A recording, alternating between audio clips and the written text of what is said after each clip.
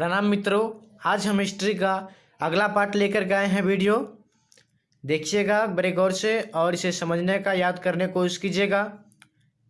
तो पहला क्वेश्चन हम स्टार्ट करते हैं। इससे पहले कि हमारे चैनल को आप सब्सक्राइब कर ले अगर आप नए हैं तो, जिससे आपको नए नए वीडियो मिलते रहेंगे। बेल आइकन को दबा ले, ऑन कर ले। तो पहला क्वेश्चन है, प्रसिद्ध विरूपाक्ष मंदिर कहाँ स्थित है? हम्पी में। आयंगर व्यवस्था संबंधित थी विजयनगर साम्राज्य से। निम्न में से महिला संत थी?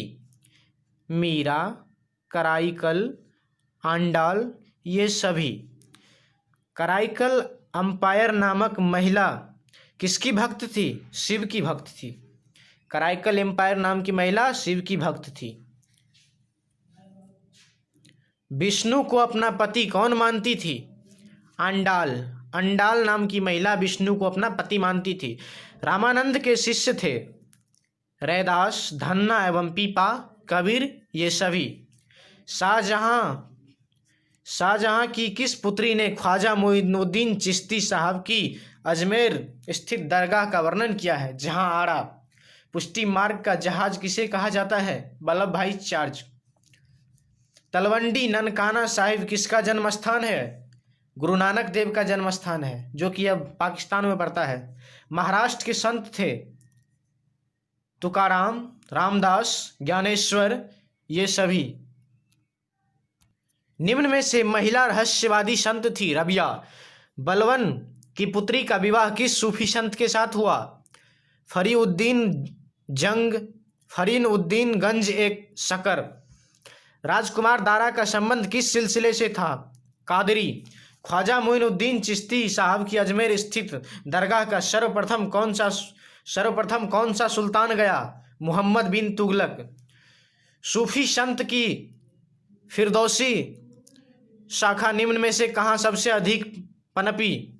बिहार में। सूफी संत की फिरदौसी शाखा निम्न में से कहाँ सबसे अधिक पनपी? बिहार में। ख्वाजा मोइनुद्दीन चिश्ती का दरगाह कहाँ है? अजमेर में। पहाड़ पूजे हरि मिले किसकी काव्य पंक्ति है? कबीर की। शंकराचार्य का मत है अद्वैतवाद।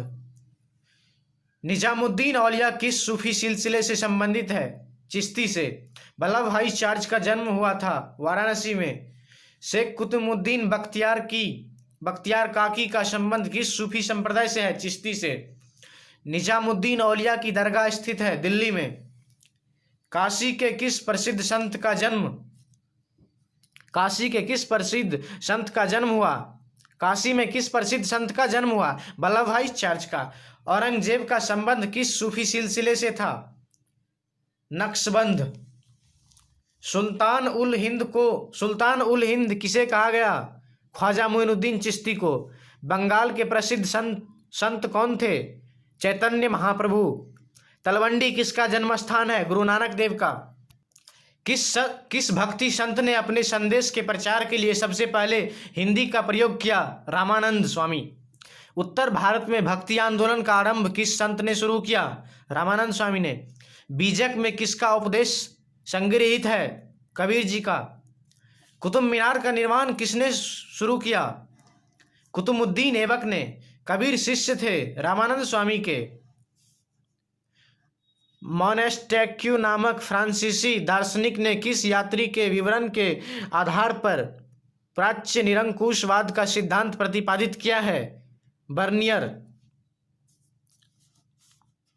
अब्दुल रज्जाक समरकंदी नामक यात्री ने किसके यात्रा वृत्तांतों को पढ़ा और उससे प्रेरणा ली? Ibn Battuta.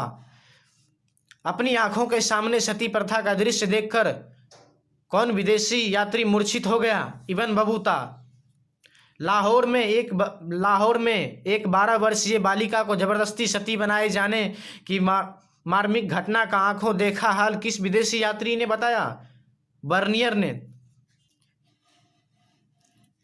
किताब उर रेहला में किसका यात्रा वृत्तांत मिलता है? इब्न बतूता का। मुहम्मद इब्न जुजिये ने मोरक्को के सुल्तान को कहने पर किसका यात्रा वृत्तांत लिखा? इब्न बतूता का। किस नगर का अथवा उसके किले का वर्णन प्रायः अधिकांश यात्रियों द्वारा किया गया है? ग्वालियर का। भारतीय अध्ययन संबंधी बाधाओं का वर्णन किस विदेशी यात्री ने किया है? अल-बरूनी ने। मध्ययुगीन यात्रियों का सरताज किस यात्री को कहा जाता है? Marco Polo. जैसे घोंसले को पक्षी छोड़ता है, उसी तरह किस यात्री ने यात्रा पर जाने हेतु अपने घर को छोड़ा? इब्न बतूता ने। इब्न बतूता किस सुल्तान के शासन काल में भारत आया? मोहम्मद बिन तुगलक। हुमायूं के दरबार में कौन अफ्रीकी यात्री भारत आया? इनमें से कोई नहीं। अब्दुल रज्जाक, बर्नियर, अल-बरूनी। इनमें से कोई नहीं। अल-बरूनी किसके साथ भारत आया? मोहम्मद गजनवी के साथ। यात्रियों का राजकुमार किसे कहा जाता है? वेन्त्सांग को। वेन्त्सांग को। इब्न बतूता किस देश का यात्री था? मोरक्को। कैप्टन हॉकिंस किस मुगल शासक के दरबार में आया था? जहांगीर के दरबार में आया था। इब्न बतूता ने अपनी यात्रा का विवरण किस भाषा में लिखा है? अरबी भाषा में। फ्रांसीसी बुकानन कौन था? सर्वेक्षक। फ्रांसीसी बुकानन के विवरण की तुलना इतिहास के किस स्कूल से की गई है? एनालाइंस। फ्रांसीसी बुकानन के विवरणों से किस जनजाति के बारे में पता चलता है? संथाल जनजाति के बारे में। संथाल विद्रोह का नेता कौन था? सिंधु कानू। किस रिपोर्ट का संबंध भारत में ईस्ट इंडिया कंपनी के क्रियाकलापों से है? 5वीं रिपोर्ट। रैयतवारी बंदोबस्त के जनक थे? मुनरो एवं रीड। मलबारी बंदोबस्त किसके द्वारा लागू किया गया? मार्टिन वर्ड के द्वारा। किस युद्ध में विजय के पश्चाताप ईस्ट इंडिया कंपनी ने बंगाल, बिहार, उड़ीसा के दीवान अधिकार प्राप्त कर लिए? बक्सर के युद्ध में। दामीन ए कोह क्या था? भूभाग। कॉर्नवालिस कोड बना 1793 ईस्वी में।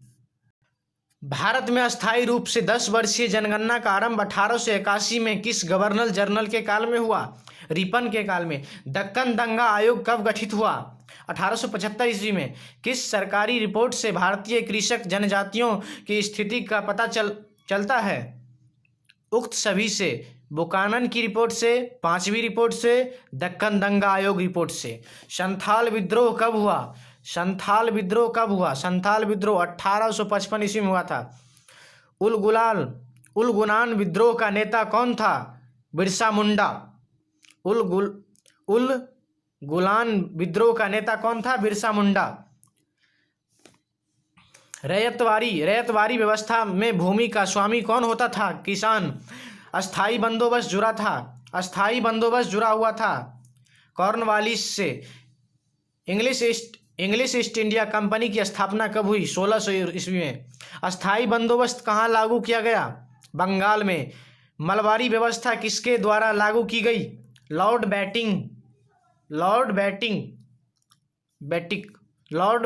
बैटिक। किसको बंगाल और बिहार में अस्थायी बंदोबस्त शुरू करने का श्रेय दिया जाता है? लॉर्ड कॉर्नवालिस को। सागर में 1 जुलाई 1857 को विद्रोह का आरंभ किसने किया? शेख रमजान ने। सागर में अंग्रेज पुरुष, महिलाओं एवं बच्चे को कितने दिनों किले में शरण लेकर रहना पड़ा? 222 दिन। 1857 इसकी क्रांति के दौरान सागर एवं आसपास के क्षेत्रों में कितने अंग्रेजों को परेशान किया? किसने अंग्रेजों को परेशान किया? बख्तवली, मर्दन सिंह, बोधन दवा, ये सभी आदमी। 3 फरवरी 1858 को सागर में विद्रोह का दमन किसने किया? हुरोज ने किस नगर से सामरिक महत्व को अत्यधिक माना है एवं उसे जंबलपुर से भी अधिक महत्वपूर्ण बताया है? सागर। झोकनबाग हत्याकांड 8 जून को कहां पर हुआ? झांसी में। बीबी घर कत्लेआम 17 जुलाई को कहां पर हुआ? कानपुर में। बुंदेलखंड के किस स्थान पर हुरोज के दमन चक्र के समय विद्रोही नेता तात्या टोपे, रानी लक्ष्मीबाई, राव साहब, बख्तवली, मर्दन सिंह एवं अली बहादुर द्वितीय आदि एकत्रित हुए थे? कालपी में। तात्या टोपे ने अंग्रेज को अत्यधिक छकाया और उसे किस स्थान पर 18 अप्रैल 1859 ईस्वी को फांसी दी गई? शिवपुरी में। द ग्रेट रिवोल्ट नामक पुस्तक के लेखक किसने लिखी है? अशोक मेहता। क्रांति के दमन के बाद कौन क्रांतिकारी नेता नेपाल गया? ये दोनों, नाना साहब, बेगम हजरत महल, ये दोनों। 1857 की क्रांति के प्रमुख नेता बहादुर शाह जफर को हर्षन ने कहां से गिरफ्तार किया? हुमायूं के मकबरे से। दक्षिण भारत में किस स्थान पर विद्रोह हुआ? कोल्हापुर, पूना, सांतरा, इनमें से सभी जगह पर। 1857 की क्रांति से पूर्व अफवाहें फैल रही थी। कौन सी अफवाह सही है? कारतूसों में गाय एवं सुअर की चर्बी भरी हुई है, ये भी सही है। घी, आटा व शक्कर, गाय एवं सुअर की हड्डियों का चूरा मिला हुआ है, ये भी सही है। गांव में चपाटियां एवं छावनी में कमल के फूल भेजे जा रहे हैं, ये भी सही है। उपयुक्त सभी सही है। रानी लक्ष्मीबाई को और किस नाम से जाना जाता है? छबीली, मणिक, निरका, मनु, इनमें से सभी नामों से। निम्न में से किस महिला ने 1857 की क्रांति में भूमिका निभाई? इनमें से सभी। अजीनन, ताईबाई, शीला देवी। किस महिला ने सतारा, उज्जैन, ग्वालियर आदि में 1838 ईस्वी में से 1863 ईस्वी तक अंग्रेजों के विरुद्ध षड्यंत्र किया? महारानी बेजाबाई सिंधिया। 1857 के गदर को किसने क्रांति कहा? Karl Marx. वह कौन व्यक्ति था जो विदेश में रहकर भी 1857 की क्रांति पर पैनी नज़र रखते हुए था और न्यूयॉर्क डेली ट्यूबन में उसने इस क्रांति पर 21 लेख लिखे हैं? Karl Marx. रानी लक्ष्मीबाई का जन्म किस स्थान पर हुआ? काशी में। अवध में 1857 की क्रांति का नेतृत्व किसने किया? बेगम हजरत महल ने। 1857 की क्रांति का प्रमुख कारण क्या था? चर्बी वाले कारतूस। पटना में 1857 की क्रांति का नेतृत्व किसने किया? पीर अली ने। 1857 की क्रांति आरंभ हुई 10 मई से।